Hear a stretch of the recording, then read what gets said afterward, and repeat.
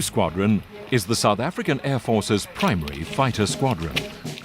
Formed in January 1939, it soon made an impact during the Second World War and in the Korean War. It got its nickname, the Flying Cheetahs, from Kenya, that donated 2 real cheetah cubs to the squadron. Since then, wherever 2 Squadron was located, there has always been a pair of cheetahs on the base, with the officer commanding 2 Squadron their custodian. In Korea, the P-51 Mustangs of 2 Squadron were seriously outgunned by the modern MiG-15s of the enemy. How then was it possible that 2 Squadron lost only 1 Mustang and managed to hit a total of 9,837 enemy targets? 2 Squadron is the only fighter squadron in the South African Air Force, and therefore we have this unique requirement that each member of the squadron, man and woman, must be an absolute specialist in his field.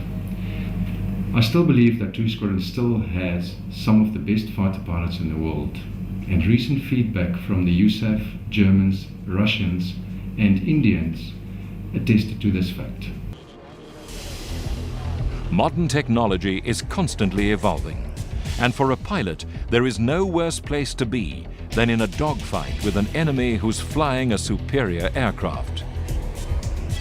In the 80s, however, South Africa could not buy any new aircraft due to the United Nations arms embargo. The only option was to literally build a new fighter using an existing platform. It was decided to upgrade the Mirage 3 fleet. The Mirage F1s were much newer, but with South Africa's involvement in the Angolan conflict at the time, withdrawing them would leave the South African Defence Force vulnerable. The Air Force, however, needed more than the Mirage F1s. For an aviation industry that had never had the need to build a fighter aircraft, it was a huge ask. The results were nothing short of miraculous.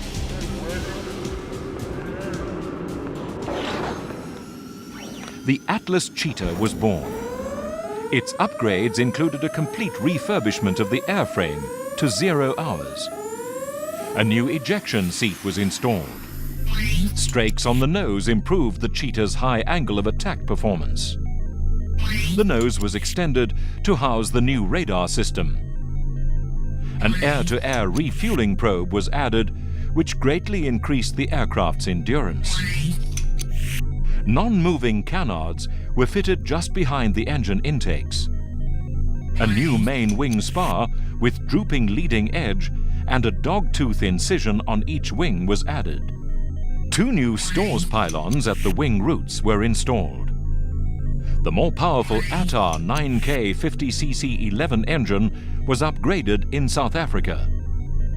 The aerodynamic improvements alone increased the angle of attack, increased maximum takeoff weight by 700 kilograms, reduced the minimum airspeed to 100 knots, and increased turn rate by an impressive 15%.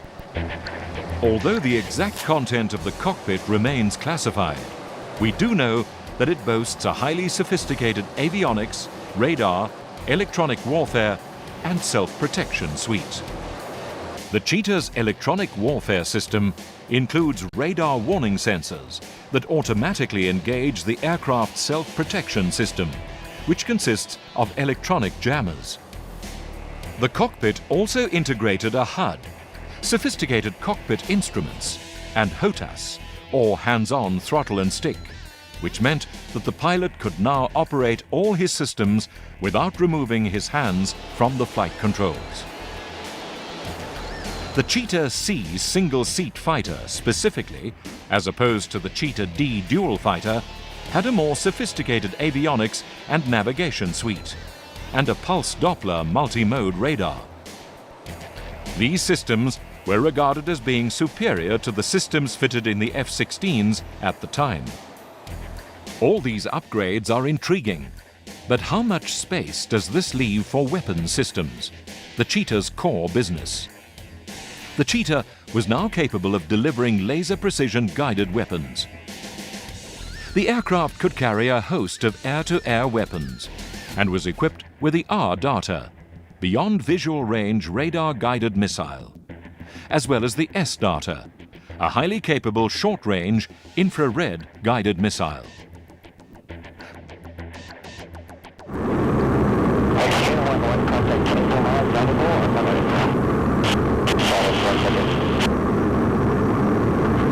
Package orbiting 36 miles north of Squadron.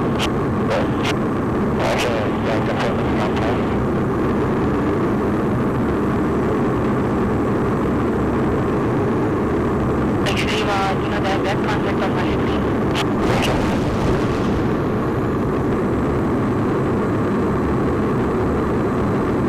Fully fueled, these aircraft carry 7,880 litres of fuel, enough to fill a small swimming pool. And they need it.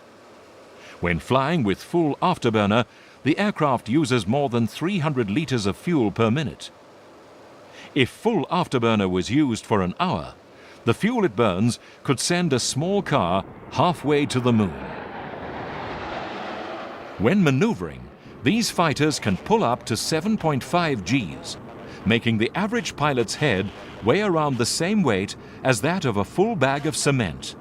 And that does not include the helmet. At the time, Cheetah was basically a new aircraft. But how well would it perform in action? The Cheetah was put through its paces in an air combat maneuvering exercise at Louis Trichardt. Here, the 2 Squadron Cheetah Cs went up against one of the most modern aircraft in the world, the F-15E Strike Eagles from the 49th Fighter Squadron of the US Air Force, based at RAF Lakenheath. When the scores came in, the tallies were equal. So, what does it take to make such an effective fighting combination? We at 2 Squadron like to work together as a team. Each and every member is crucial to the success of what we do, and each member understands that his or her safety, or even life, depends on the professionalism of the person standing next to them. The pilots of 2 Squadron are obviously a vital link in this chain of success. But what makes flying fighters different to flying any other Air Force plane? What makes it unique to the other aircraft that we operate as far as jet aircraft are concerned, that it's got a fully multi-mode fire control radar and also an afterburning engine. We can do up to 750 knots, and the aircraft is rated to Mach 2, which is twice the speed of sound. I've got Smiley de Villiers here, call sign Slayer. He's our low-level display pilot, and he often takes our jet to its limits.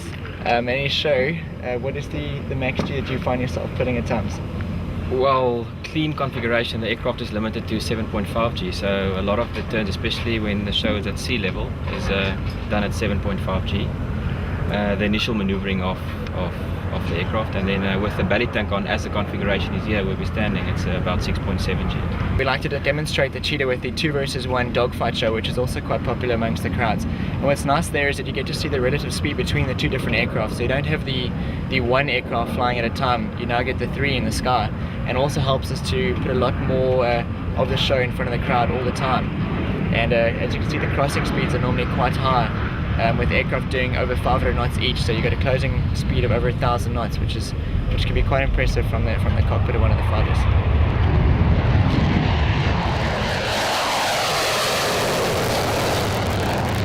At Air Force Base Mikado, located in the shade of the Soutpansberg Mountains, 2 Squadron is ready to protect our nation.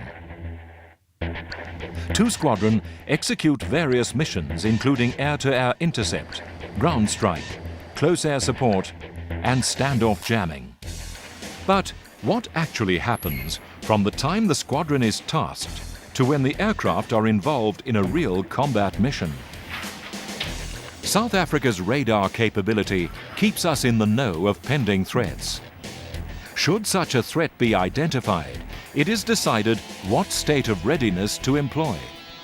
These range from a few minutes standby, where our pilots are at the squadron and ready for action, to cockpit standby, where the pilot is physically strapped into the aircraft, allowing for an almost immediate takeoff, to combat air patrol, where the aircraft are in the air. 2 Squadron has a proud history. In Korea, besides receiving a presidential citation from the President of Korea, the officer commanding of the 18th Fighter Bomber Wing of the US Air Force instituted the following directive.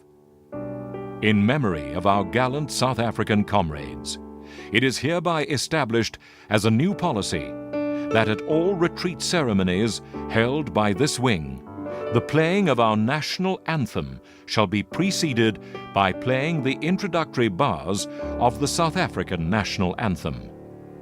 All personnel of this wing will render the same honors to this anthem as to ours. High praises indeed. But South Africa is at peace, and although regular training exercises are held, our pilots can only practice their skills against each other. How then can we be sure that two squadrons' skills are adequate should war break out? Part of the answer reveals itself by just spending a few days at the squadron. If that's not convincing, exercises such as Golden Eagle and Good Hope are ongoing, with the US Air Force and German Luftwaffe amongst others. During these exercises, our pilots go up against the best the rest of the world has to offer, and always make us proud. Cheetahs. Cheetahs, red light, loud and clear on me. Strength 5, we airborne left hand out, reading for the cap.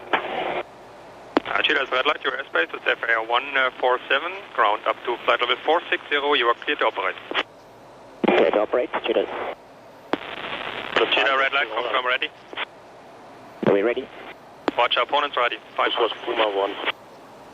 Cheetah, red light, fights on, fights on. Cheetah 1, commit, Bra, 250, 63, 25,000, leader, South Group, hostile.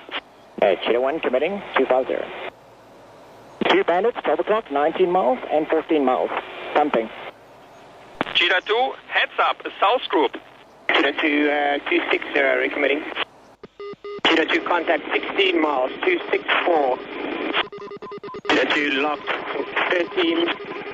Puma 2, you can take the lead. Catch it bent. Still not convinced?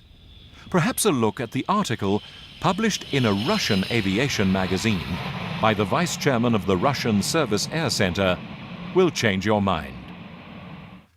According to a unanimous estimation of our military pilots, as well as the industry test pilots taking part in the exercises, the aviators from South Africa, in comparison with other countries, seemed more professionally trained. They can perform practically all the maneuvers of close and medium-range air combat, and they know how to perform anti-radar and anti-missile maneuvers. In air, they feel like fish in water. I estimate that the Republic of South Africa pilots have surpassed the Americans in many respects. It nevertheless surprised us all that the South Africans have completely mastered all modern tactical measures for long-range as well as close air combat. There is no doubt that the skills and competencies of 2 Squadron are of the best in the world. The only constant is change, and the time has come to bid farewell to an aircraft that has served our nation with pride and distinction.